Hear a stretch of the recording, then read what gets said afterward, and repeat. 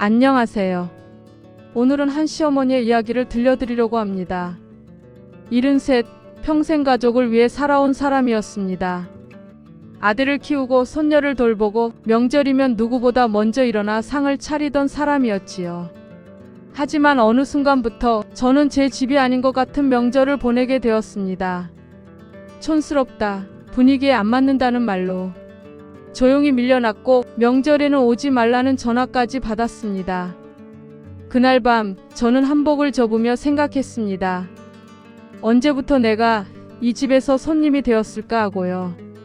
하지만 서류 한 장이 저를 다시 일으켜 세웠습니다. 그 집의 주인이 여전히 저라는 사실, 그리고 명절을 준비할 권리 또한 제게 있다는 사실을 확인했기 때문입니다. 저는 소리치지 않았습니다. 화를 내지도 않았습니다. 대신 제 이름으로 초대장을 보냈습니다. 그리고 다음 명절 저는 다시 그 집의 문을 열었습니다. 이 이야기는 복수가 아닙니다. 존엄을 되찾은 한 어른의 이야기이며 가족의 의미를 다시 묻는 이야기입니다. 본격적인 이야기를 시작하기 전에 구독과 좋아요 부탁드립니다. 명절 전날 저녁이었습니다. 영숙은 거실 소파에 앉아 한복을 정리하고 있었습니다. 내일이면 추석, 아들네 집에서 온 가족이 모이는 날이었지요. 손녀 서윤이를 보는 것만으로도 가슴이 설레는 날이었습니다. 그때 휴대전화가 울렸습니다. 며느리 지연이었습니다. 여보세요, 지연아. 영숙의 목소리는 언제나처럼 부드러웠습니다.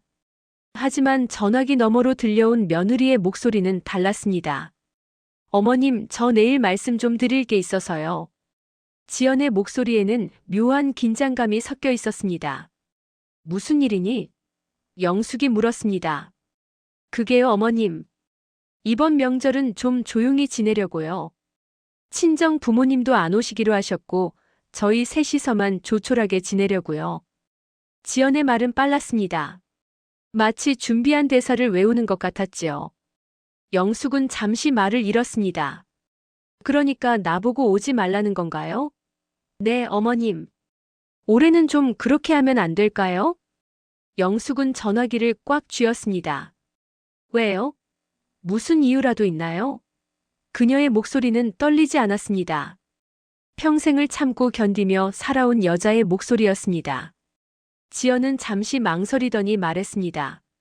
어머님 옷 스타일도 그렇고요. 요즘 친구들이랑 모임 있을 때 집에 오시면 좀 그래요. 분위기가 안 맞는다고 해야 하나? 촌스럽다는 거죠? 영숙이 조용히 물었습니다. 아니 그런 건 아니고요. 지연은 당황한 듯 말끝을 흐렸습니다. 하지만 영숙은 알았습니다. 며느리가 진짜로 하고 싶은 말이 무엇인지. 당신이 오면 불편하다는 것, 당신의 존재가 자신의 세련된 모임에 어울리지 않는다는 것. 그 말들이 전화기 너머로 선명하게 들려왔습니다. 알았어요. 그럼 내일은 안 가겠습니다. 영숙은 짧게 대답하고 전화를 끊었습니다. 손에 들고 있던 한복이 무겁게 느껴졌습니다. 밤색 저고리에 연두색 치마. 작년 명절에 입으려고 새로 맞춘 한복이었습니다. 손녀 서윤이가 예쁘다고 했던 그 한복. 영숙은 한참을 그 옷을 바라보았습니다. 창밖으로 보름달이 떠올랐습니다. 예전 같으면 내일이면 온 가족이 모여 저 달을 보며 소원을 빌었을 것입니다. 하지만 이제는 아닙니다. 영숙은 한복을 천천히 접었습니다. 옷장 깊숙한 곳에 넣으면서 그녀는 생각했습니다. 언제부터였을까? 내가 집에서 손님이 된 건. 아니, 손님도 아니지. 손님이라면 최소한의 예의는 받을 테니까. 영숙은 거실을 천천히 둘러보았습니다. 혼자 사는 이 작은 아파트. 아들이 결혼하고 나서 옮겨온 이곳에서 그녀는 벌써 10년을 살았습니다. 처음엔 아들 내 집 근처에 살면 손녀도 자주 보고 좋을 거라 생각했습니다. 하지만 세월이 흐를수록 방문은 뜸해졌고 통화는 짧아졌습니다. 그리고 오늘 드디어 이런 말까지 듣게 되었습니다. 명절에 오지 말라고. 당신은 어울리지 않는다고. 촌스럽다고. 영숙은 소파에 앉아 먼 곳을 바라보았습니다. 그녀의 마음속에는 분노도 슬픔도 있었습니다. 하지만 그보다 더 강한 감정이 하나 있었습니다. 결심. 이대로는 안 되겠다는 조용한 결심. 영숙은 천천히 일어나 서재로 갔습니다. 오래된 서랍장을 열고 한참을 뒤적였습니다. 그리고 낡은 서류 봉투 하나를 꺼냈습니다. 봉투 안에는 등기부등본과 몇 장의 서류가 들어 있었습니다. 영숙은 그것을 펼쳐들고 조용히 읽어 내려갔습니다. 아들네가 살고 있는 그 집의 서류였습니다. 소유자 명의 박영숙. 15년 전 남편이 돌아가시고 아들이 결혼할 때 영숙이 마련해준 집이었습니다. 당시 아들은 형편이 어려웠고 영숙은 자신의 전 재산을 털어 그 집을 샀습니다. 하지만 명의는 자신의 이름으로 해두었습니다. 아들이 사업에 실패하거나 무슨 일이 생겼을 때를 대비해서 영숙은 서류를 다시 봉투에 넣었습니다. 그리고 조용히 중얼거렸습니다. 이제 때가 됐구나. 그날 밤 영숙은 잠을 이루지 못했습니다.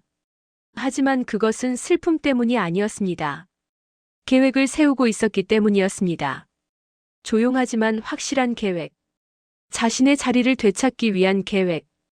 다음 날 아침 명절 당일이었습니다. 영숙은 평소처럼 일어나 식사를 준비했습니다. 혼자 먹는 아침상이었지만 정성스럽게 차렸습니다. 밥과 국 나물 몇 가지. 먹으면서 그녀는 생각했습니다. 지금쯤 아들네 집에서는 무엇을 하고 있을까?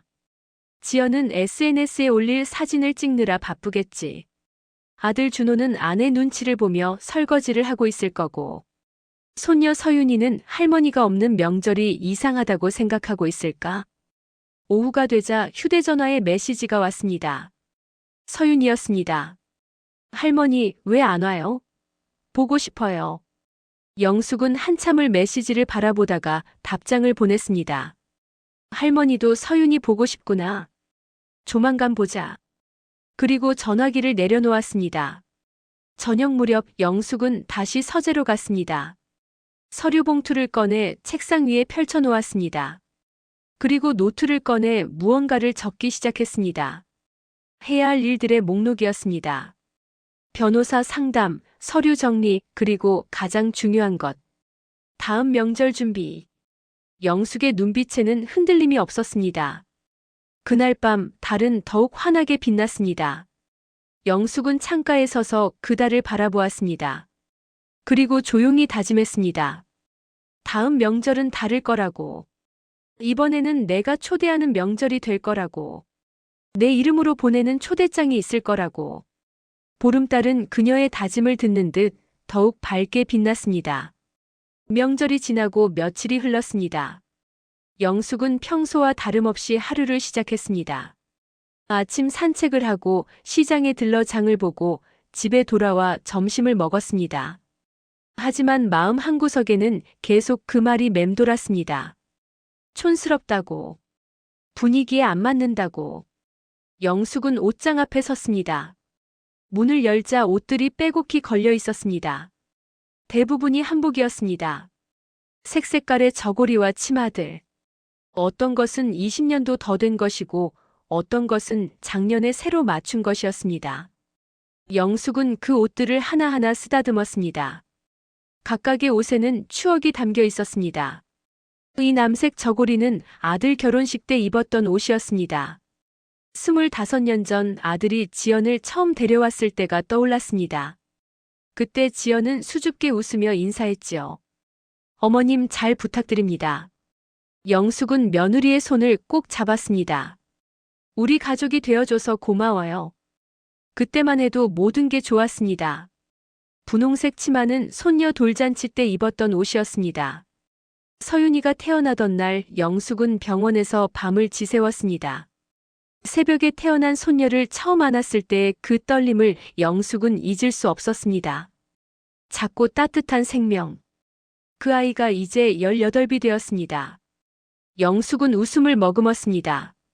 하지만 웃음은 오래가지 못했습니다. 거울에 비친 자신의 모습이 눈에 들어왔습니다. 73의 여자. 주름이 깊게 패인 얼굴, 백발이 섞인 머리. 영숙은 거울 앞에 섰습니다. 그리고 조용히 자신을 바라보았습니다. 나는 정말 촌스러운가? 시대에 뒤떨어진 사람인가? 분위기를 깨는 존재인가? 영숙은 한복 한 벌을 꺼내 입어보았습니다. 연두색 저고리에 노란 치마. 거울 속의 그녀는 단정해 보였습니다. 나쁘지 않았습니다. 아니, 오히려 품위가 있어 보였습니다. 하지만 며느리의 눈에는 그렇지 않았나 봅니다. 세련되지 않다고 요즘 스타일이 아니라고 생각했겠지요. 영숙은 한복을 벗어 다시 옷장에 넣었습니다. 그리고 평상복으로 갈아입었습니다. 편한 바지에 니트. 거울을 보니 평범한 노인이 보였습니다. 특별할 것도 촌스러울 것도 없는 그냥 평범한 할머니. 영숙은 한숨을 쉬었습니다. 오후에 영숙은 동네 도서관에 갔습니다. 요즘 그녀의 유일한 낙이었습니다. 책을 읽고 사람들을 구경하고 조용한 시간을 보내는 것. 도서관 한쪽 자리에 앉아 책을 펼쳤지만 내용이 눈에 들어오지 않았습니다. 계속 그 생각만 맴돌았습니다. 왜 며느리는 나를 그렇게 보는 걸까? 내가 무엇을 잘못한 걸까? 영숙은 스스로에게 물었습니다. 돌이켜 생각해보니 며느리가 변하기 시작한 건 3년 전쯤이었습니다. 지연이 회사에서 승진하고 SNS에 사진을 자주 올리기 시작하면서부터였습니다. 처음에는 가족 사진도 많이 올렸습니다. 영숙도 그 사진에 몇 번 등장했지요. 하지만 어느 순간부터 영숙은 사진에서 사라졌습니다. 대신 지연의 친구들, 세련된 옷을 입은 젊은 여자들이 사진에 나타나기 시작했습니다. 멋진 레스토랑, 카페, 여행지. 그 사진들 속에 영숙의 자리는 없었습니다. 처음에는 그러려니 했습니다. 젊은 사람들끼리 노는 게 당연하다고 생각했습니다. 하지만 점점 그 경계가 집안까지 들어왔습니다. 작년 설날이었습니다. 영숙이 아들네 집에 갔을 때 지연은 친구들을 초대해 놓았었습니다. 어머님, 친구들이랑 잠깐 모임이 있어요. 지연은 미안한 듯 말했지만 그 눈빛에는 부담스러움이 역력했습니다.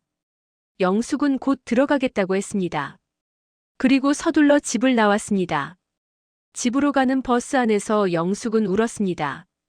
아무도 모르게 조용히. 도서관에서 나와 집으로 가는 길 영숙은 한 옷가게 앞에 멈춰 섰습니다. 쇼윈도에는 최신 유행 옷들이 걸려 있었습니다. 젊은 여자들이 입을 법한 화려한 옷들. 영숙은 한참을 그 옷들을 바라보았습니다. 저런 옷을 입으면 달라질까? 며느리가 나를 다르게 볼까? 하지만 곧 고개를 저었습니다. 아니야. 옷의 문제가 아니야. 집에 돌아온 영숙은 소파에 앉았습니다. 휴대전화를 들어 며느리의 SNS를 열어보았습니다. 명절 당일 올린 사진이 있었습니다. 가족만의 조용한 추석이라는 문구와 함께 세 사람이 찍은 사진. 아들과 며느리, 그리고 손녀. 상차림은 화려했고 세 사람의 미소는 밝았습니다. 영숙은 그 사진을 오래 바라보았습니다. 댓글들이 달려 있었습니다. 너무 멋진 한가위네요. 부러워요. 가족이 최고예요. 영숙은 천천히 스크롤을 내렸습니다. 수십 개의 댓글과 좋아요. 지연은 일일이 답글을 달고 있었습니다. 감사합니다. 행복한 명절 보내세요. 영숙은 휴대전화를 내려놓았습니다. 좋아요를 누르지 않았습니다. 댓글도 달지 않았습니다. 그날 저녁 영숙은 오랜만에 옛날 앨범을 꺼내보았습니다. 먼지가 쌓인 두꺼운 앨범. 페이지를 넘기자 흑백 사진들이 나타났습니다. 젊은 시절의 영숙과 남편. 갓 태어난 아들을 안고 있는 영숙. 아들의 돌잔치, 입학식, 졸업식. 한 장 한 장이 모두 소중한 기억이었습니다. 영숙은 특히 한 사진 앞에서 오래 멈췄습니다. 아들이 중학생이었을 때 찍은 가족 사진이었습니다. 한복을 입은 영숙과 남편, 그리고 교복을 입은 아들. 세 사람 모두 환하게 웃고 있었습니다. 그때는 행복했지요. 가난했지만 따뜻했습니다. 서로를 아꼈고 서로를 존중했습니다. 언제부터 변한 걸까? 영숙은 스스로에게 물었습니다. 아니, 변한 게 아니라 드러난 걸까? 원래부터 그랬던 건데. 참고 있다가 이제 더 이상 참지 못하는 걸까? 영숙은 모르겠었습니다. 다만 한 가지는 확실했습니다. 이대로는 안 된다는 것. 밤이 깊었습니다. 영숙은 서재로 가서 다시 그 서류 봉투를 꺼냈습니다. 등기부등본을 펼쳐놓고 찬찬히 읽었습니다. 소유자 박영숙. 주소지는 아들 내 집 주소. 15년 전 남편이 돌아가시고 받은 보험금과 평생 모은 돈을 합쳐 산 집이었습니다. 당시 3억 원이었습니다. 지금은 10억이 넘는다고 들었습니다. 영숙은 명의를 아들에게 넘기지 않은 이유를 떠올렸습니다. 남편이 돌아가시기 전에 했던 말. 여보, 집은 당신 명의로 해두세요. 아들이 잘 될 수도 있지만 혹시 모르니까. 영숙은 그 말을 따랐습니다. 그리고 지금 그 결정이 옳았다는 걸 깨달았습니다. 영숙은 노트를 꺼내 계획을 적기 시작했습니다. 첫 번째, 변호사와 상담하기. 두 번째, 집 관리 권한 확인하기. 세 번째, 다음 명절 준비하기. 영숙의 손은 떨리지 않았습니다. 오히려 또렷했습니다. 이제 참는 것은 끝이었습니다. 이제는 행동할 때였습니다. 마지막으로 영숙은 거울 앞에 섰습니다. 그리고 자신에게 말했습니다. 촌스럽다고. 좋아요. 나는 촌스러운 할머니일지 몰라요. 하지만 나는 이 집의 주인이에요. 명절의 주인이에요. 그리고 곧 그걸 보여줄 거예요. 거울 속의 영숙은 미소 짓고 있었습니다. 오랜만에 보는 진짜 미소였습니다. 일주일이 지났습니다. 영숙은 변호사 사무실에 앉아 있었습니다. 40대 중반쯤 되어 보이는 여자 변호사가 서류를 살펴보고 있었습니다. 고개를 끄덕이더니 영숙을 바라보았습니다. 어르신, 이 등기부등본이 맞다면 법적으로 완전히 어르신 소유예요. 명예 이전을 하신 적이 없으시니까요. 영숙은 조용히 대답했습니다. 네, 한 번도 명의를 바꾼 적 없습니다. 아들이 살고 있지만 집은 제 겁니다. 변호사는 다시 서류를 들여다보았습니다. 그럼 법적으로 어르신께서 원하시면 언제든 그 집에 대한 모든 권한을 행사하실 수 있어요. 거주자 변경, 임대, 심지어 매매까지도 가능합니다. 영숙은 고개를 끄덕였습니다. 그럼 제가 그 집에서 명절 행사를 하겠다고 하면 문제가 없나요? 변호사는 미소를 지었습니다. 당연하죠. 어르신 집인데요. 다만 현재 거주자가 있으니 예의상 미리 통보하시는 게 좋겠지만 법적으로는 전혀 문제 없어요. 영숙은 안도의 한숨을 쉬었습니다. 알겠습니다. 감사합니다. 사무실을 나서는 영숙의 발걸음은 가벼웠습니다. 불안했던 마음이 확신으로 바뀌었습니다. 집은 내 것이 맞았습니다. 내가 명절을 주최할 권리가 있었습니다. 영숙은 그 사실을 확인하고 싶었고 이제 확인했습니다. 집으로 돌아온 영숙은 서재 책상에 앉았습니다. 서류 봉투를 꺼내 펼쳐놓고 다시 한번 꼼꼼히 살펴보았습니다. 등기부등본뿐만 아니라 당시 집을 살 때 주고받은 계약서, 은행 거래 내역 모든 것이 그대로 보관되어 있었습니다. 영숙은 꼼꼼한 사람이었습니다. 중요한 서류는 절대 버리지 않았습니다. 그날 오후 손녀 서윤이에게서 전화가 왔습니다. 할머니, 주말에 뵈러 가도 돼요? 영숙의 얼굴에 미소가 번졌습니다. 그럼 언제든지 오렴. 할머니가 맛있는 거 해줄게. 서윤이의 밝은 목소리가 들렸습니다. 네, 할머니. 토요일에 갈게요. 토요일 아침 영숙은 일찍 일어나 집안을 정리했습니다. 그리고 시장에 가서 서윤이가 좋아하는 재료들을 샀습니다. 갈비, 버섯, 신선한 채소들. 집에 돌아와 정성스럽게 요리를 시작했습니다. 갈비찜을 끓이고 나물을 무치고 잡채를 볶았습니다. 오후 2시쯤 초인종이 울렸습니다. 문을 열자 서윤이가 서 있었습니다. 할머니. 서윤이는 영숙을 와라가놨습니다. 영숙은 손녀의 따뜻함에 가슴이 뭉클해졌습니다. 어서 와, 우리 서윤이. 많이 컸네. 두 사람은 거실로 들어가 소파에 앉았습니다. 밥 먹자. 할머니가 내가 좋아하는 거 다 만들었어. 영숙이 말했습니다. 서윤이는 활짝 웃었습니다. 와, 정말요? 저 배고파 죽는 줄 알았어요. 두 사람은 식탁에 앉아 함께 밥을 먹었습니다. 서윤이는 맛있다고 연신 감탄했고 영숙은 그 모습을 흐뭇하게 바라보았습니다. 식사 후 서윤이가 조심스럽게 물었습니다. 할머니, 그날 왜 안 오셨어요? 추석날이요. 저 할머니 보고 싶었는데. 영숙은 잠시 망설이다가 대답했습니다. 할머니도 서윤이 보고 싶었어. 그런데 내 엄마가 올해는 조용히 지내고 싶다고 해서. 서윤이는 눈썹을 찌푸렸습니다. 엄마가요? 왜요? 영숙은 손녀의 머리를 쓰다듬었습니다. 어른들 사정이 있단다. 하지만 서윤이는 이해할 수 없다는 표정이었습니다. 그래도 할머니는 가족인데. 명절에 가족이 같이 있어야 하는 거 아니에요? 영숙은 손녀의 순수한 질문에 가슴이 아팠습니다. 서윤아, 할머니가 물어볼게. 할머니가 촌스럽니? 영숙이 조심스럽게 물었습니다. 서윤이는 깜짝 놀란 듯 반문했습니다. 네? 무슨 말씀이세요? 할머니 전혀 안 촌스러운데요. 오히려 멋있어요. 영숙은 손녀의 대답에 눈시울이 뜨거워졌습니다. 그래, 우리 서윤이 눈에는 할머니가 그렇게 보이는구나. 두 사람은 한참을 이야기를 나눴습니다. 학교 이야기, 친구 이야기, 앞으로의 꿈 이야기.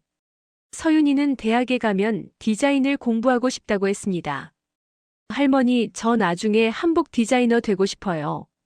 할머니가 입으시는 한복 너무 예뻐요. 전통적이면서도 우아하잖아요. 영숙은 손녀의 말에 깊이 감동했습니다.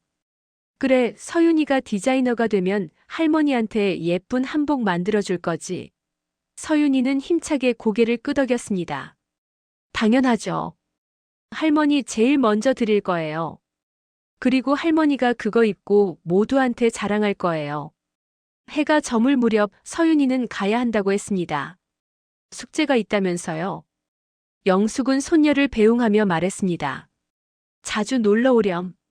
할머니는 언제나 서윤이 기다리고 있어. 서윤이는 다시 한번 영숙을 꼭 안았습니다. 할머니 사랑해요. 다음 주에 또 올게요. 문을 닫고 혼자 남은 영숙은 소파에 앉았습니다. 오늘 하루가 참 행복했습니다. 손녀와 함께한 시간은 언제나 그녀에게 힘을 주었습니다. 그리고 동시에 더욱 확신하게 만들었습니다. 가족이란 무엇인가? 명절이란 무엇인가? 그것은 화려한 사진이나 SNS 게시물이 아니었습니다. 함께 밥을 먹고 이야기를 나누고 서로를 아끼는 시간이었습니다. 영숙은 다시 서재로 갔습니다. 노트를 펼치고 계획을 더 구체화하기 시작했습니다. 다음 명절은 설날이었습니다. 석 달 후였습니다. 충분한 시간이었습니다. 영숙은 천천히 하지만 확실하게 준비할 계획이었습니다. 먼저 해야 할 일은 집 열쇠를 확보하는 것이었습니다. 영숙은 예전에 여분의 열쇠를 만들어둔 것이 있었습니다. 서랍을 뒤져 찾아냈습니다. 작은 열쇠 1개. 이것이면 충분했습니다. 두 번째는 명절 메뉴를 정하는 것이었습니다. 영숙은 요리에 자신이 있었습니다. 평생 가족을 위해 밥을 해온 사람이었으니까요.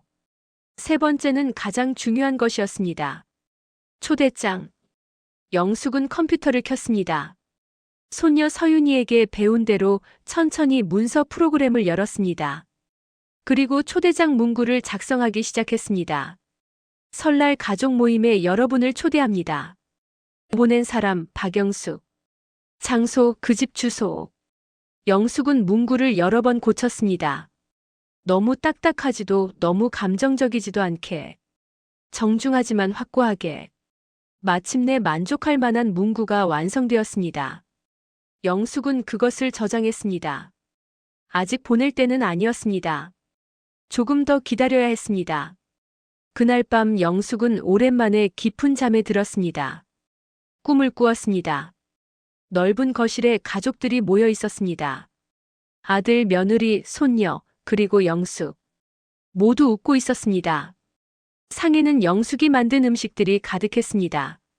그리고 이상하게도 꿈속에서 며느리가 말했습니다. 어머님 감사합니다. 영숙은 꿈에서 미소 지었습니다. 아침에 일어나 영숙은 그 꿈을 기억했습니다. 예지몽일까? 아니면 그저 바람일까? 영숙은 알 수 없었습니다. 하지만 한 가지는 확실했습니다. 그 꿈을 현실로 만들기 위해 최선을 다할 것이라는 것. 영숙은 창밖을 바라보았습니다. 겨울 햇살이 따스하게 들어왔습니다. 새로운 시작을 알리는 것 같았습니다. 한 달이 지났습니다. 영숙은 평소와 다름없이 살아갔습니다. 겉으로 보기에는 아무 일도 없는 것처럼. 하지만 그녀의 마음속에서는 조용한 준비가 진행되고 있었습니다.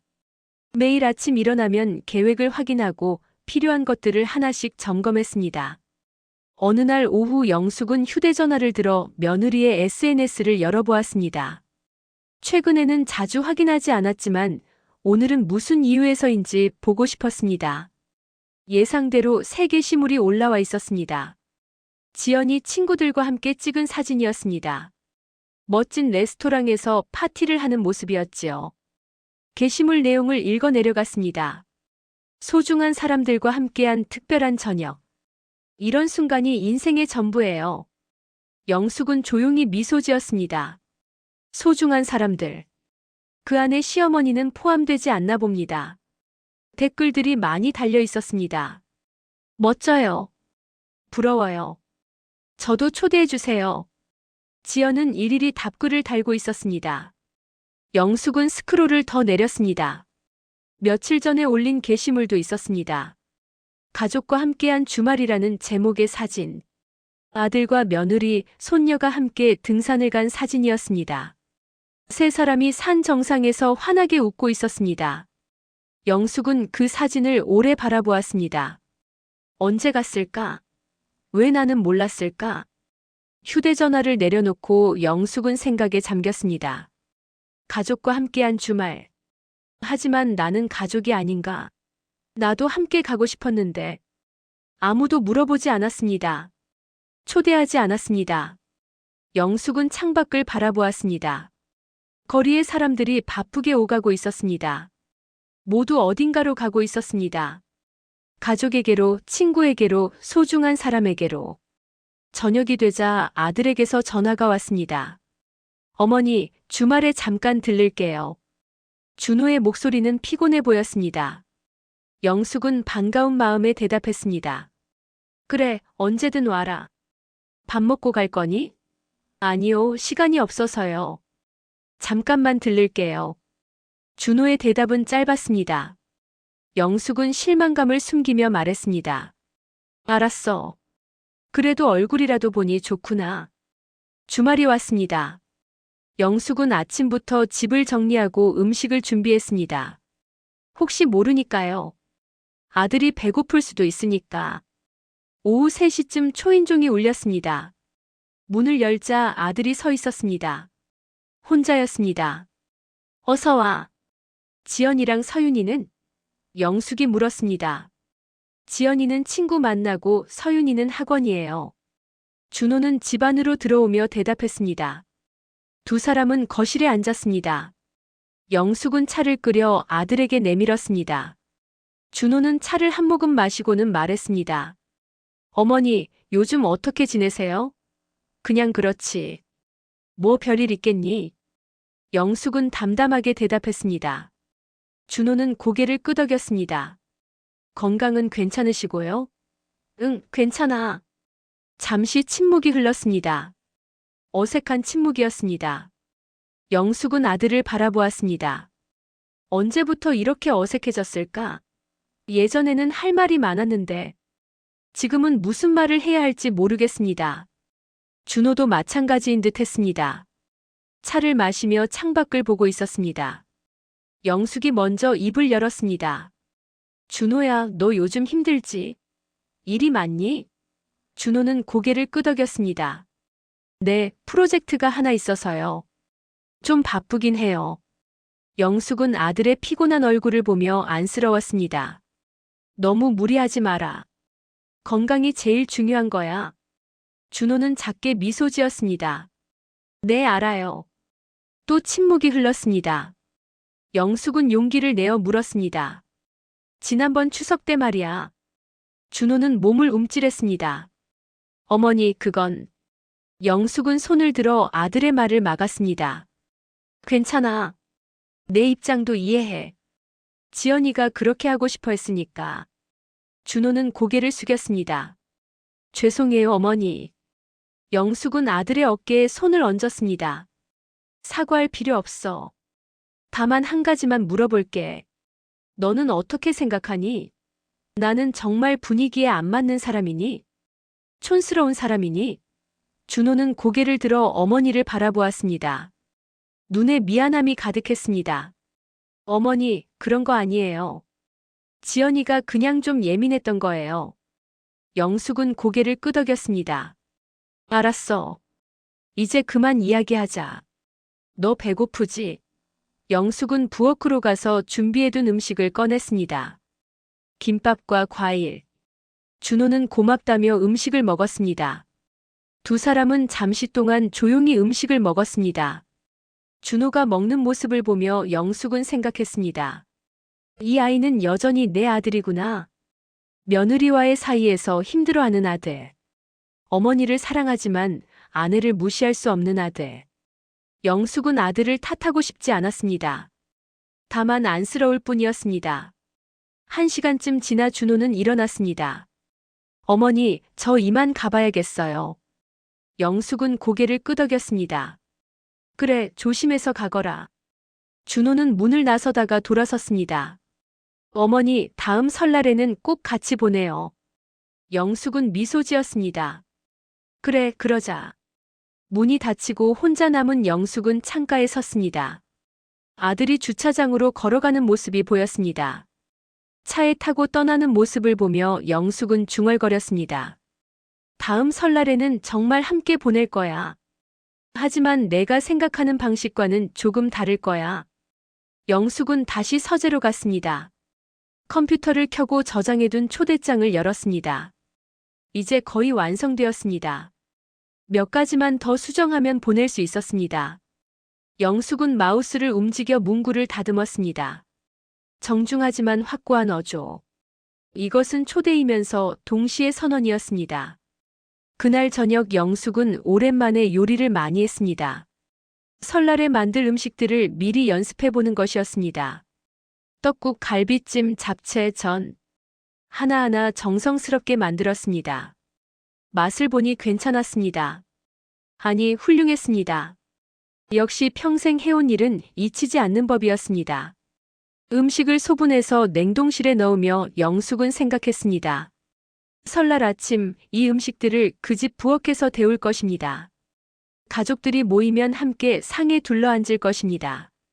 그리고 영숙이 만든 음식을 먹으며 이야기를 나눌 것입니다. 예전처럼. 가족이라면 그래야 하는 것처럼. 밤이 깊었습니다. 영숙은 침대에 누워 천장을 바라보았습니다. 며칠 후면 초대장을 보낼 것입니다. 그리고 가족들의 반응을 볼 것입니다. 놀랄 것입니다. 당황할 것입니다. 특히 며느리는. 하지만 그것도 잠시, 곧 현실을 받아들일 것입니다. 집은 영숙의 것이고 명절도 영숙이 주최하는 것이라는 현실을. 영숙은 눈을 감았습니다. 마음이 편안했습니다. 오랜만에 느끼는 평화로움이었습니다. 더 이상 무시당하지 않을 것입니다. 더 이상 배제되지 않을 것입니다. 이번 설날은 다를 것입니다. 영숙의 입가에 미소가 번졌습니다. 고요한 밤이 그녀를 감싸 안았습니다. 설날 한 달 전이었습니다. 영숙은 아침 일찍 일어나 서재로 갔습니다. 오늘이 그날이었습니다. 초대장을 보내는 날. 컴퓨터를 켜고 완성해둔 초대장을 열었습니다. 마지막으로 한 번 더 읽어보았습니다. 문구는 완벽했습니다.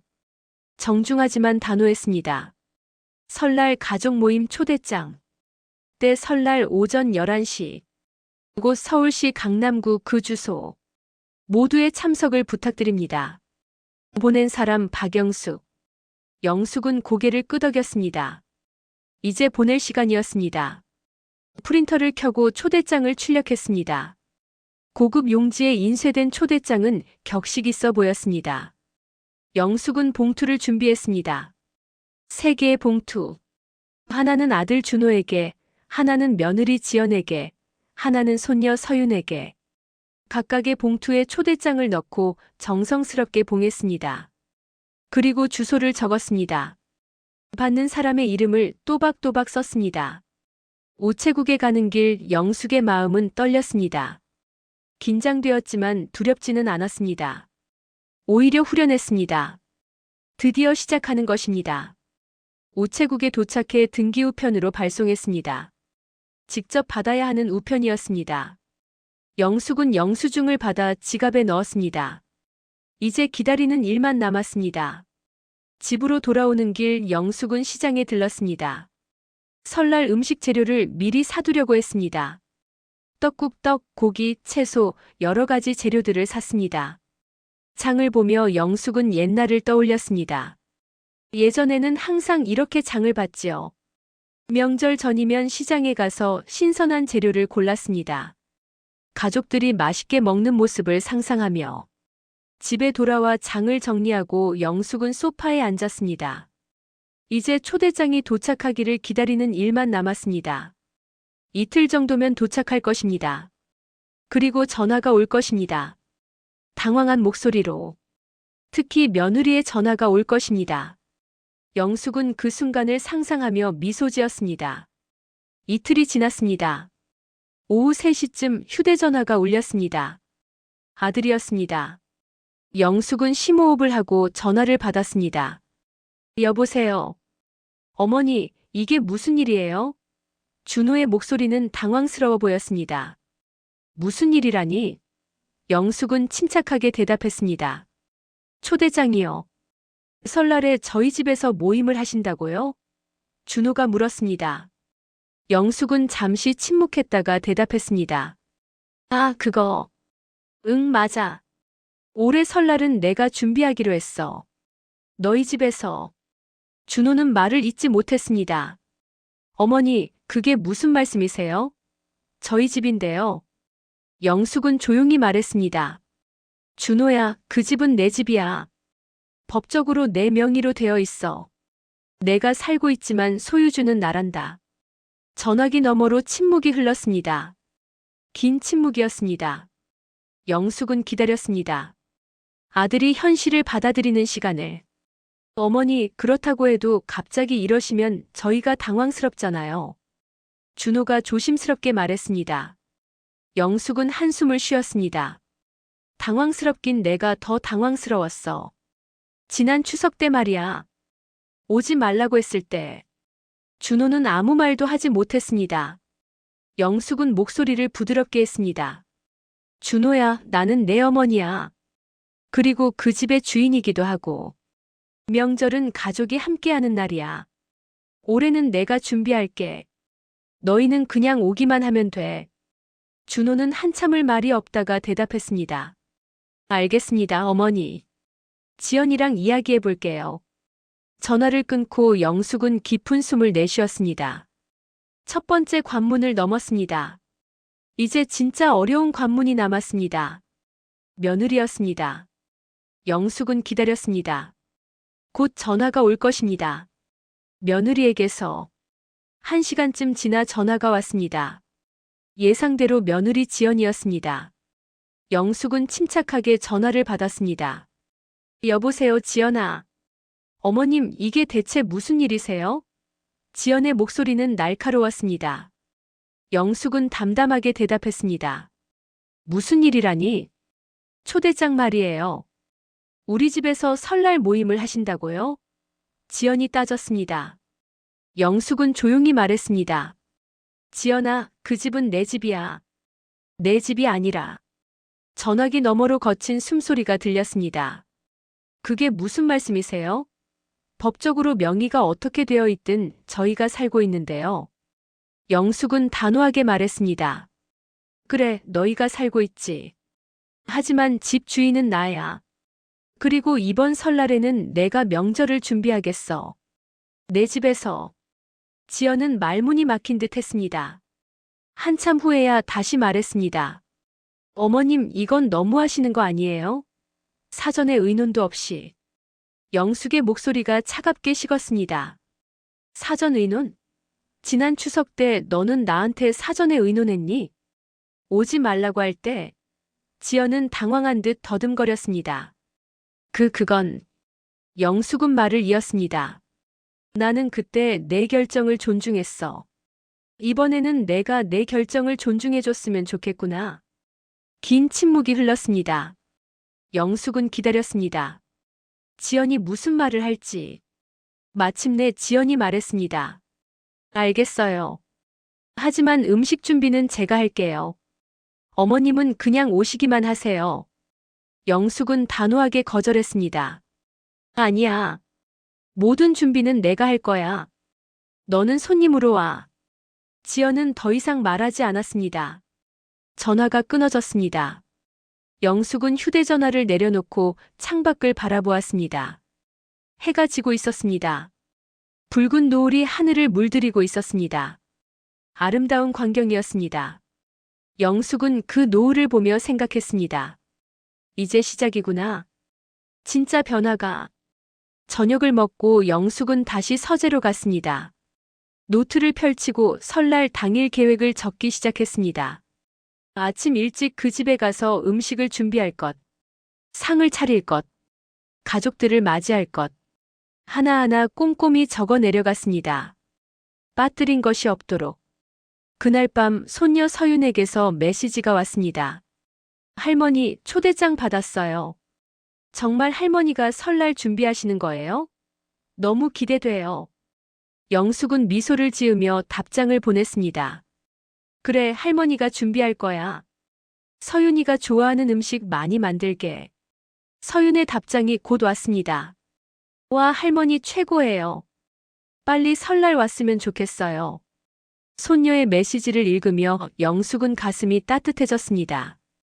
적어도 한 사람은 진심으로 기뻐하고 있었습니다. 그것만으로도 충분했습니다. 영숙은 휴대전화를 내려놓고 침대에 누웠습니다. 마음이 편안했습니다. 드디어 시작했습니다. 더 이상 뒤로 물러설 수 없었습니다.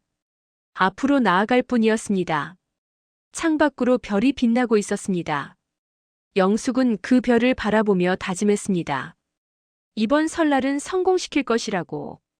가족들에게 진짜 명절이 무엇인지 보여줄 것이라고.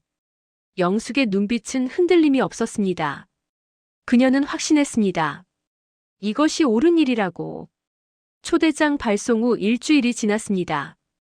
영숙은 평소와 다름없이 지냈지만 마음 한구석에는 긴장감이 있었습니다. 가족들의 반응을 기다리고 있었습니다.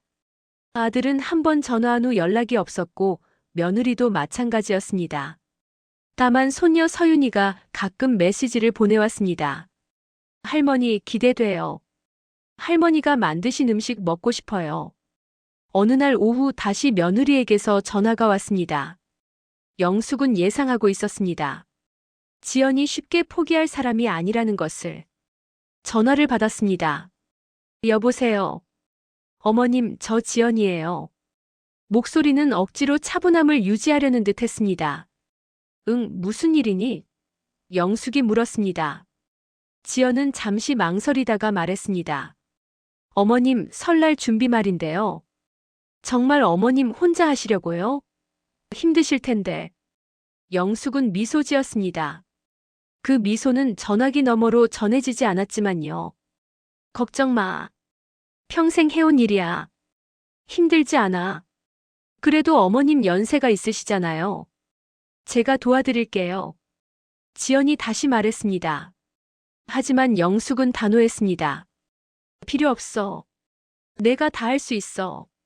너는 그날 편하게 오기만 하면 돼. 지연은 한숨을 쉬었습니다. 그 한숨 소리가 전화기 너머로 들렸습니다. 어머님, 솔직히 말씀드릴게요. 이렇게 갑자기 하시니까 저희가 당황스러워요. 지연의 목소리에 짜증이 섞여 있었습니다. 영숙은 침착하게 대답했습니다. 당황스럽다고. 나는 지난 추석 때 얼마나 당황스러웠는지 아니? 오지 말라는 말을 들었을 때. 그때는 사정이 있었어요. 지연이 변명했습니다. 영숙은 냉정하게 말했습니다. 나도 지금 사정이 있어. 내 집에서 내 가족과 명절을 보내고 싶다는 사정. 지연은 말문이 막혔습니다.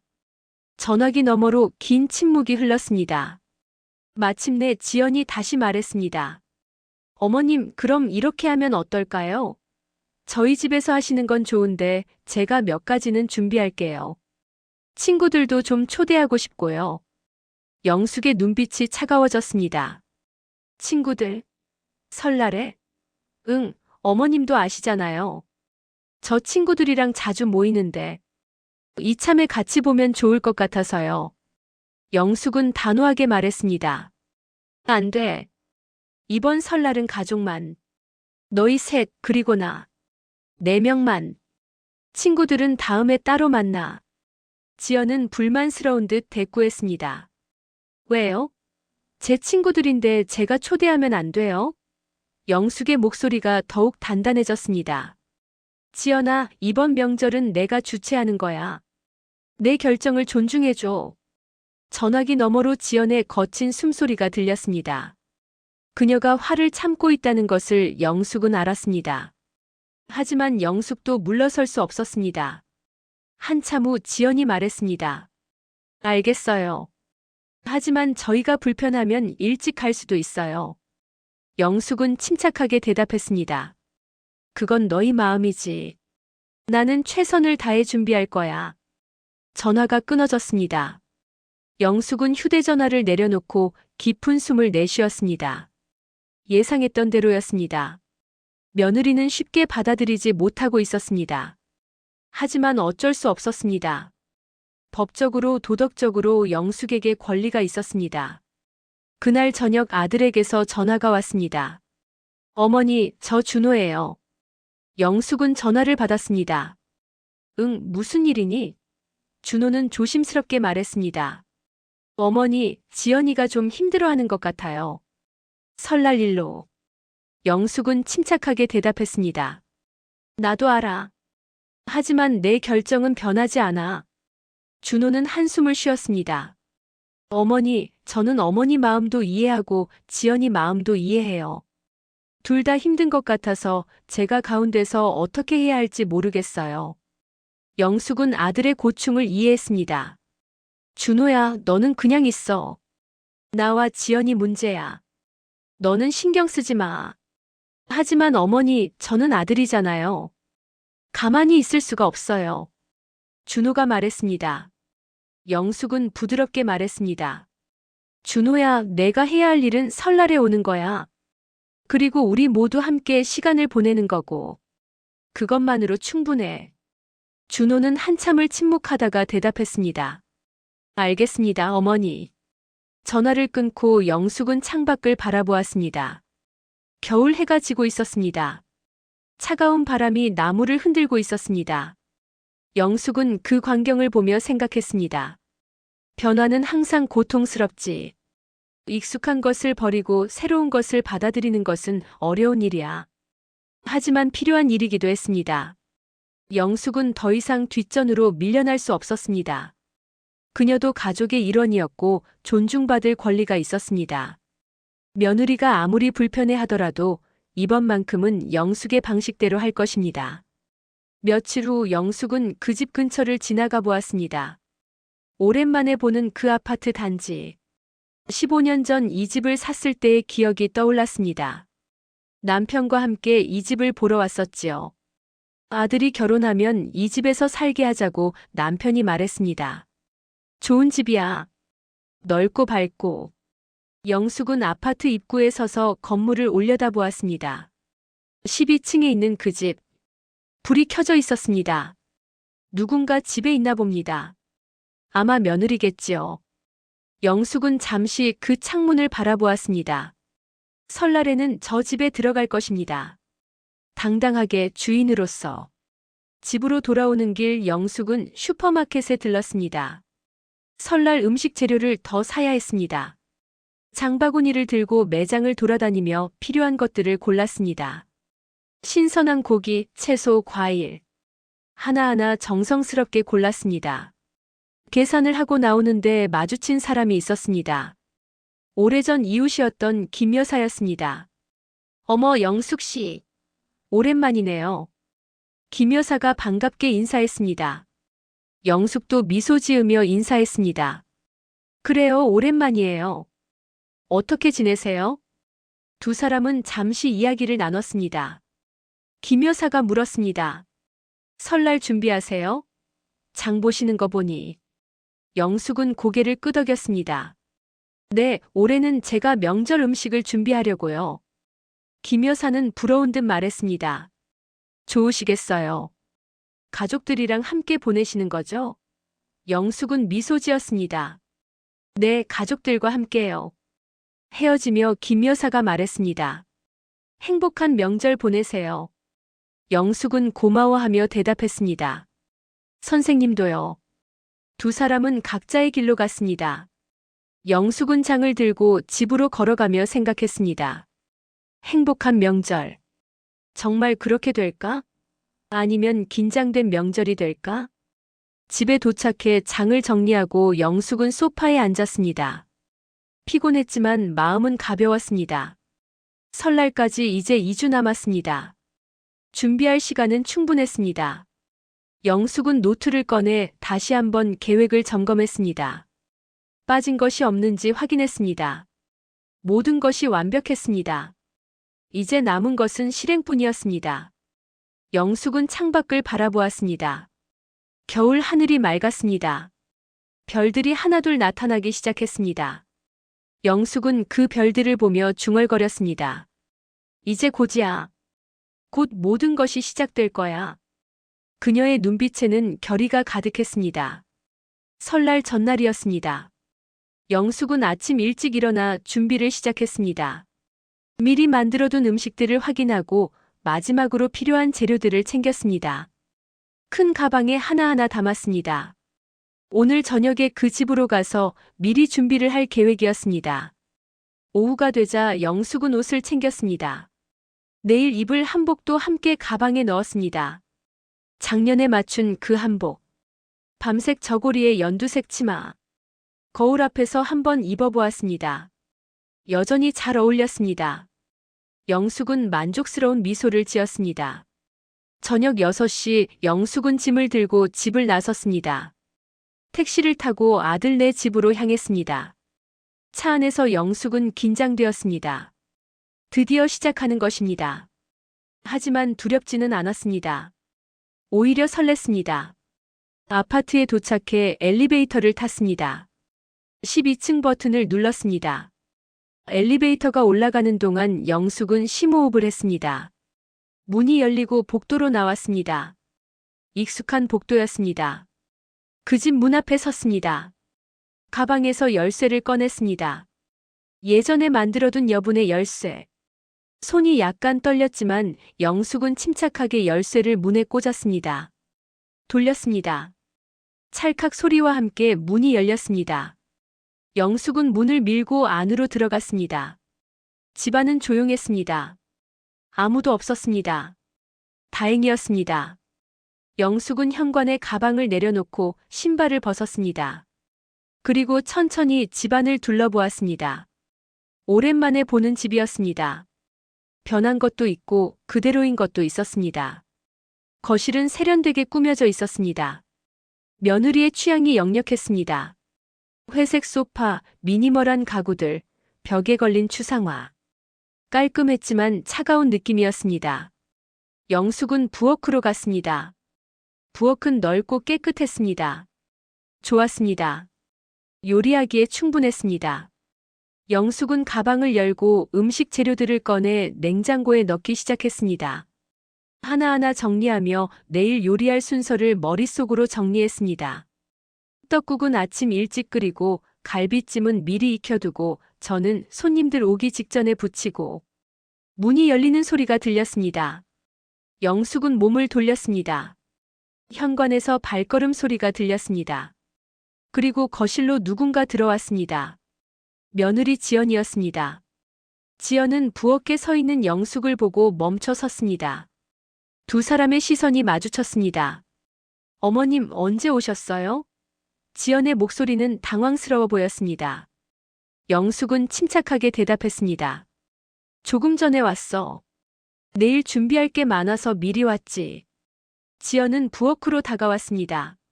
냉장고를 보더니 재료들을 확인했습니다. 이렇게 많이 준비하셨어요? 지연이 물었습니다. 영숙은 고개를 끄덕였습니다. 명절 음식은 정성이 중요하거든. 지연은 잠시 망설이다가 말했습니다. 제가 도와드릴까요? 영숙은 손을 저었습니다. 괜찮아. 내가 할 수 있어. 너는 쉬어. 두 사람 사이에 어색한 침묵이 흘렀습니다. 지연은 거실로 가서 소파에 앉았습니다. 영숙은 계속 부엌에서 정리를 했습니다. 몇 분 후 지연이 다시 말했습니다. 어머님, 정말 이렇게 하시려고요? 영숙은 작업을 멈추고 며느리를 바라보았습니다. 무슨 뜻이니? 이렇게 갑자기 오셔서 명절을 준비하시는 거요. 저희 의견도 안 물어보시고. 지연의 목소리에는 불만이 섞여 있었습니다. 영숙은 조용히 대답했습니다. 지연아, 지난 추석 때 너는 내 의견을 물어봤니? 오지 말라고 할 때. 지연은 말문이 막혔습니다. 한참 후에야 다시 말했습니다. 그건 그때는 사정이 있었다고 했잖아요. 영숙은 고개를 저었습니다. 사정? 내가 촌스럽다는 사정 말이니? 분위기에 안 맞는다는 사정? 지연은 얼굴이 빨개졌습니다. 그런 뜻이 아니었어요. 영숙은 부엌에서 나와 거실로 갔습니다. 지연 맞은편 소파에 앉았습니다. 두 사람은 마주 보았습니다. 영숙이 먼저 입을 열었습니다. 지연아, 솔직하게 이야기하자. 너는 나를 어떻게 생각하니? 지연은 눈을 피했습니다. 영숙은 기다렸습니다. 한참 후 지연이 조심스럽게 말했습니다. 어머님은 좋은 분이세요. 하지만 제 친구들이랑은 좀 안 맞으시는 것 같아요. 스타일이 다르달까. 영숙은 고개를 끄덕였습니다. 그래서 나를 배제했구나. 명절에도. 지연은 변명하듯 말했습니다. 배제한 게 아니에요. 그냥 올해는 조용히 지내고 싶었어요. 영숙은 쓸쓸하게 웃었습니다. 조용히? 시어머니 없이 말이지. 지연은 아무 말도 하지 못했습니다. 영숙이 다시 말했습니다. 지연아, 나는 내 친구들 앞에서 너를 부끄럽게 만들고 싶지 않아. 하지만 나도 이 가족의 일원이야. 명절은 가족이 함께하는 날이야. 그걸 잊지 말았으면 좋겠어. 지연은 고개를 숙였습니다. 영숙은 일어나 다시 부엌으로 갔습니다. 정리를 마저 하며 말했습니다. 내일은 우리 모두 함께 좋은 시간을 보내자. 과거는 과거야. 지연은 소파에 앉아 있다가 천천히 고개를 들었습니다. 영숙의 뒷모습을 바라보았습니다. 한참 후 지연이 일어나 부엌으로 왔습니다. 어머님, 제가 정말 도와드릴게요. 목소리가 달라져 있었습니다. 영숙은 며느리를 바라보았습니다. 지연의 눈에 무언가 변화가 있었습니다. 미안함?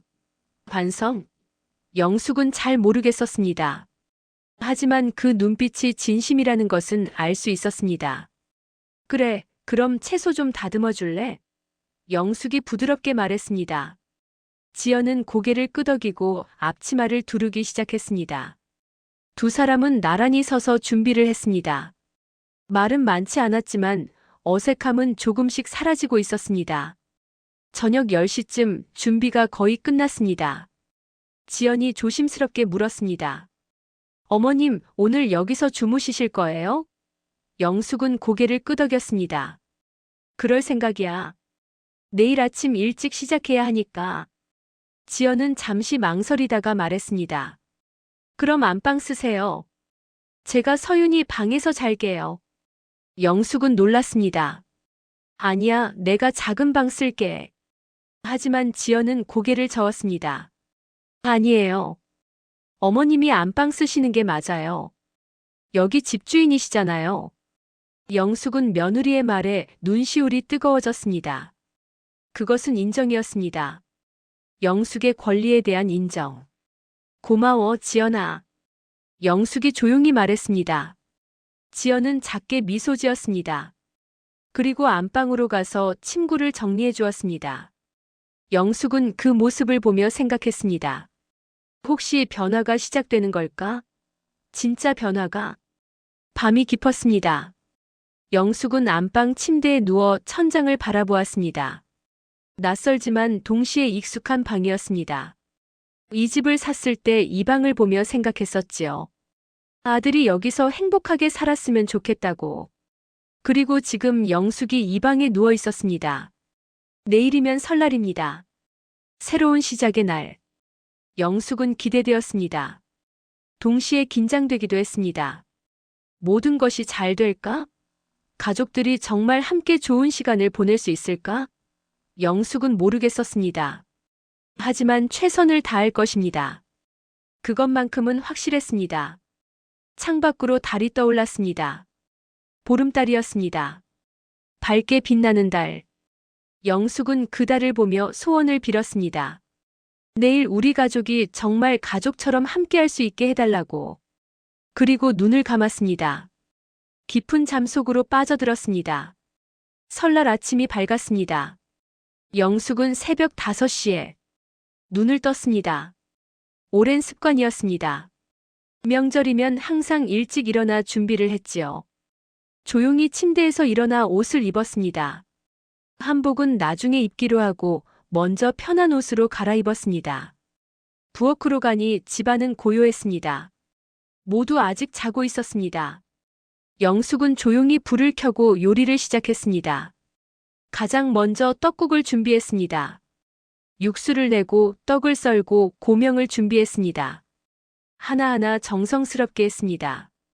7시쯤 되자 방문이 열리는 소리가 들렸습니다. 지연이 나왔습니다. 머리가 헝클어진 채였습니다. 어머님, 벌써 시작하셨어요? 영숙은 미소 지으며 대답했습니다. 응, 할 게 많아서. 지연은 부엌으로 와서 앞치마를 두르기 시작했습니다. 제가 도와드릴게요. 두 사람은 나란히 서서 요리를 했습니다. 지연이 재료를 다듬으면 영숙이 조리를 했습니다. 시간이 흐르면서 음식들이 하나둘 완성되었습니다. 갈비찜, 잡채, 각종 전. 상은 점점 풍성해졌습니다. 9시쯤 아들 준호가 일어났습니다. 거실로 나와 부엌을 보더니 놀란 표정을 지었습니다. 어머니, 지연아, 벌써 이렇게 많이 준비했어? 영숙은 아들에게 미소 지었습니다. 명절 음식은 정성이 들어가야지. 준호는 부엌으로 와서 음식들을 구경했습니다. 와, 정말 대단하시다. 손녀 서윤이 일어난 것은 10시였습니다. 방에서 나온 서윤은 졸린 눈으로 부엌을 향했습니다. 할머니. 서윤은 영숙에게 달려와 안겼습니다. 영숙은 손녀를 꼭 안았습니다. 잘 잤니, 우리 서윤이? 서윤은 고개를 끄덕였습니다. 네, 할머니. 근데 뭐 이렇게 맛있는 냄새가 나요?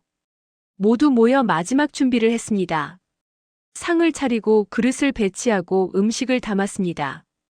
11시가 되자 모든 준비가 끝났습니다. 영숙은 방으로 가서 한복으로 갈아입었습니다. 밤색 저고리에 연두색 치마. 거울을 보니 단정하고 품이 있어 보였습니다. 거실로 나오자 가족들이 기다리고 있었습니다. 모두 영숙을 보며 감탄했습니다. 어머님, 너무 예쁘세요.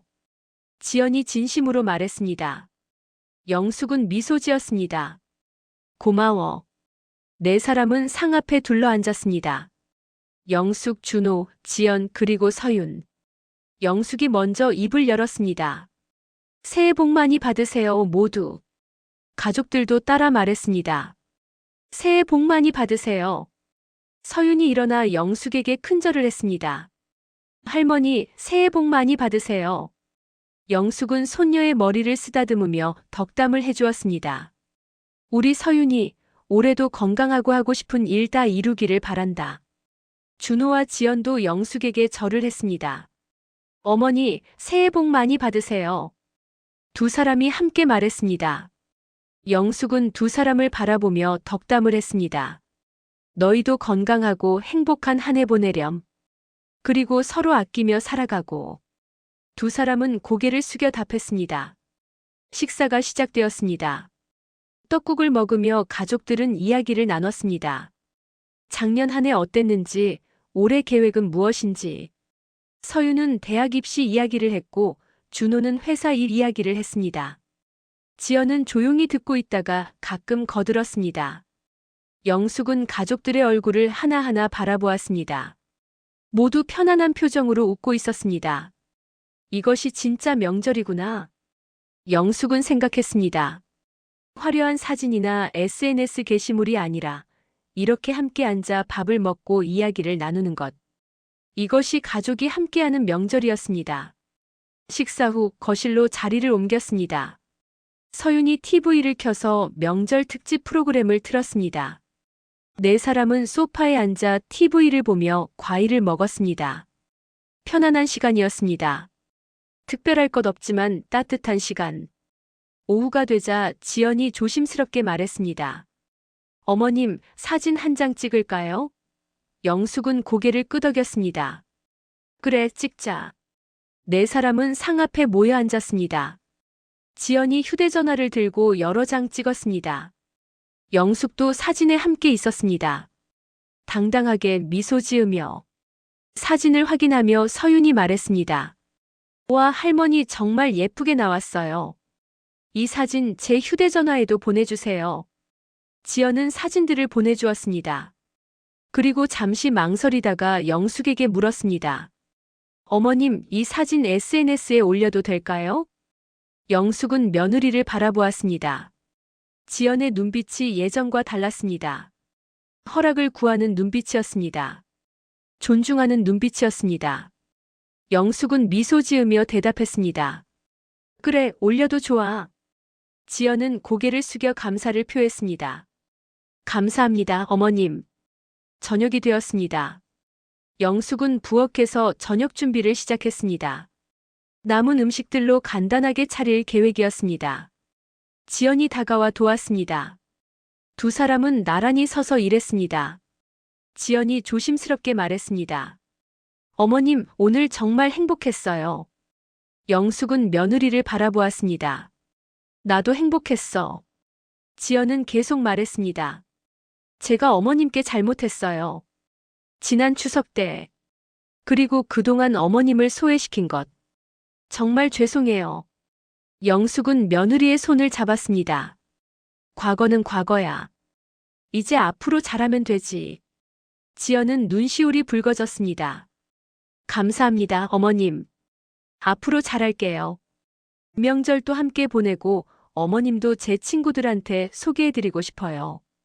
자랑하고 싶어요. 이렇게 훌륭하신 시어머니가 계시다고. 영숙은 며느리를 꼭 안아주었습니다. 두 사람은 한참을 그렇게 서 있었습니다. 저녁 식사 후 가족들은 다시 거실에 모였습니다. 영숙이 말했습니다. 오늘 정말 좋은 하루였어. 모두 함께해서 행복했어. 준호가 대답했습니다. 어머니, 앞으로도 명절은 이렇게 함께 보내요. 서윤도 거들었습니다. 네, 할머니랑 항상 함께해요. 지연이 조용히 말했습니다. 어머님, 사실 오늘 깨달았어요. 명절은 사람을 부르는 거라는 걸. 꾸미는 게 아니라. 영숙은 며느리를 따뜻하게 바라보았습니다. 그래, 맞아. 명절은 가족이 함께하는 날이야. 그게 전부야. 밤이 깊어갔습니다. 서윤은 자기 방으로 들어갔고 준호와 지연도 안방으로 들어갔습니다. 영숙은 거실에 혼자 남아 창밖을 바라보았습니다. 달이 밝게 빛나고 있었습니다.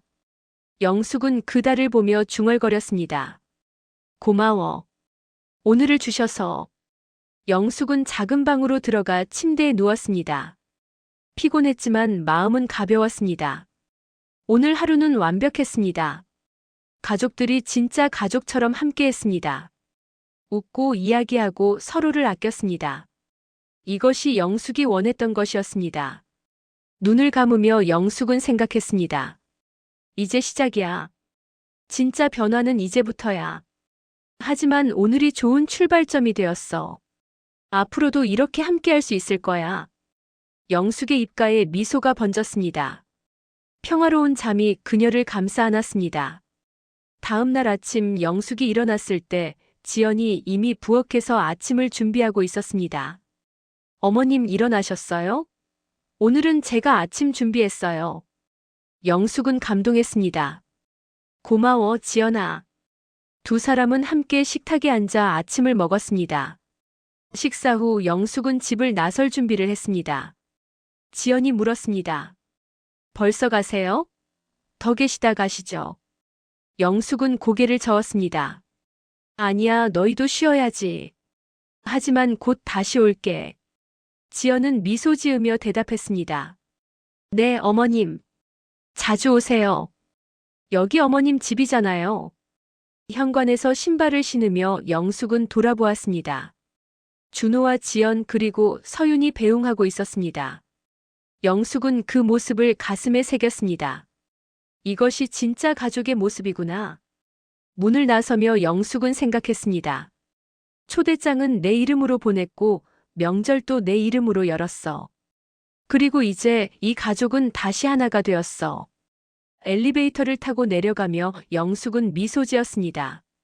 지난 추석의 아픔은 이제 추억이 되었습니다. 그리고 이번 설날은 새로운 시작이 되었습니다. 영숙은 확신했습니다. 앞으로도 명절은 이렇게 함께할 것이라고. 더 이상 누구도 소외되지 않을 것이라고. 밖으로 나오니 햇살이 따뜻했습니다. 새해의 햇살이었습니다. 영숙은 하늘을 올려다보았습니다. 맑고 푸른 하늘. 새로운 시작을 알리는 하늘. 영숙은 걸음을 옮겼습니다. 가벼운 발걸음으로. 이제 그녀는 더 이상 무시당하는 시어머니가 아니었습니다. 당당한 집의 주인이었고 명절의 주인이었고 무엇보다 사랑받는 가족의 일원이었습니다. 그렇게 영숙의 이야기는 끝이 났습니다. 아니, 끝이 아니라 새로운 시작이었습니다. 초대장은 그녀의 이름으로 보내졌고 며느리는 그날 고개를 숙였습니다. 하지만 그것은 굴복이 아니라 인정이었습니다. 서로에 대한 존중이었습니다. 그리고 그날부터 이 가족은 진짜 가족이 되었습니다. 명절은 사람을 부르는 것이라는 진리를 깨달은 가족. 영숙은 그것을 증명해 보였습니다. 조용하지만 확고하게, 품위 있게, 그리고 사랑으로. 여러분, 오늘 들려드린 박영숙 할머니의 이야기는 여기서 마칩니다. 73의 한 여인이 보여준 조용하지만 강력한 용기. 그녀는 화를 내지도 소리를 지르지도 않았습니다. 다만 자신의 권리를 당당히 주장했고 가족의 의미를 일깨워 주었을 뿐입니다. 명절은 누구의 것인가요? 화려한 사진과 SNS 게시물의 주인공은 누구여야 하나요? 영숙 할머니는 우리에게 말해줍니다. 명절은 사람을 부르는 것이지 꾸미는 것이 아니라고. 가족은 함께 앉아 밥을 먹고 이야기를 나누고 서로의 얼굴을 보며 웃는 것이라고. 혹시 여러분 중에도 영숙 할머니처럼 가족 안에서 소외감을 느끼시는 분이 계신가요? 혹은 지연처럼 무심코 누군가를 배제하고 계시지는 않나요? 이 이야기가 작은 울림이 되었기를 바랍니다. 가족은 선택할 수 없지만 가족을 대하는 태도는 선택할 수 있습니다. 존중과 사랑으로 대할 수도 있고 무관심과 배제로 대할 수도 있습니다. 어떤 선택을 하느냐에 따라 명절의 의미도 가족의 의미도 완전히 달라집니다. 초대장은 영숙 할머니의 이름으로 보내졌습니다. 그리고 그 초대장은 단순한 종이 한 장이 아니었습니다. 그것은 선언이었습니다. 나도 이 가족의 일원이라는 선언. 나도 존중받아야 한다는 선언. 그리고 진짜 명절을 되찾겠다는 선언. 며느리 지연은 그날 고개를 숙였습니다. 하지만 그것은 패배가 아니었습니다. 오히려 성장이었습니다. 자신의 잘못을 인정하고 시어머니를 진심으로 존중하기 시작한 것. 그것이야말로 진정한 어른의 모습이었습니다. 이 이야기를 들으시는 모든 분들께 전하고 싶은 메시지가 있습니다. 나이가 들었다고 시대에 뒤떨어졌다고 해서 존중받지 못할 이유는 없습니다. 우리 시니어 세대는 평생을 가족을 위해 살아왔습니다. 아이를 키우고 집안을 돌보고 희생하며 살아왔습니다. 그런 분들이 명절에 소외된다는 것, 촌스럽다는 이유로 배제된다는 것은 있을 수 없는 일입니다. 동시에 젊은 세대에게도 말하고 싶습니다. 부모님, 시부모님은 여러분의 뿌리입니다. 그분들이 있었기에 여러분이 있습니다. 세대가 다르고 스타일이 다르다고 해서 소외시키지 마세요. 오히려 그 차이를 존중하고 그분들의 지혜와 경험을 배우세요. 그것이 진정한 효도이고 진정한 가족의 모습입니다. 영숙 할머니의 이야기는 끝났지만 우리의 이야기는 계속됩니다. 다가오는 명절, 여러분은 어떤 명절을 보내실 건가요? 화려하게 꾸민 명절인가요? 아니면 진심으로 함께하는 명절인가요? 초대장은 누구의 이름으로 보내지는지가 중요한 게 아닙니다. 중요한 것은 그 초대장을 받은 모든 사람이 환영받는다고 느끼는 것입니다. 누구도 소외되지 않고 누구도 배제되지 않는 명절. 그것이 진짜 명절입니다. 영숙 할머니는 우리에게 보여주었습니다. 품위 있게 조용히 하지만 확고하게 자신의 자리를 지킬 수 있다는 것을.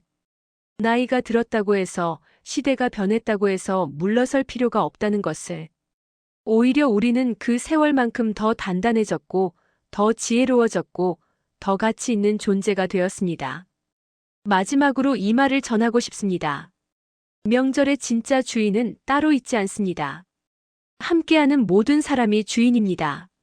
할머니도 어머니도 아버지도 아들도 며느리도 손주도 모두가 주인입니다. 그것을 잊지 않는다면 모든 명절은 행복할 것입니다. 오늘 이야기가 여러분의 가슴에 작은 울림으로 남기를 바랍니다. 그리고 다가오는 명절, 가족 모두가 진심으로 함께하는 시간이 되기를 기도합니다. 초대장은 내 이름으로. 하지만 그 자리에는 우리 모두가 함께. 그것이 가족입니다. 그것이 명절입니다. 여러분, 긴 이야기 들어주셔서 감사합니다. 행복한 하루 보내세요.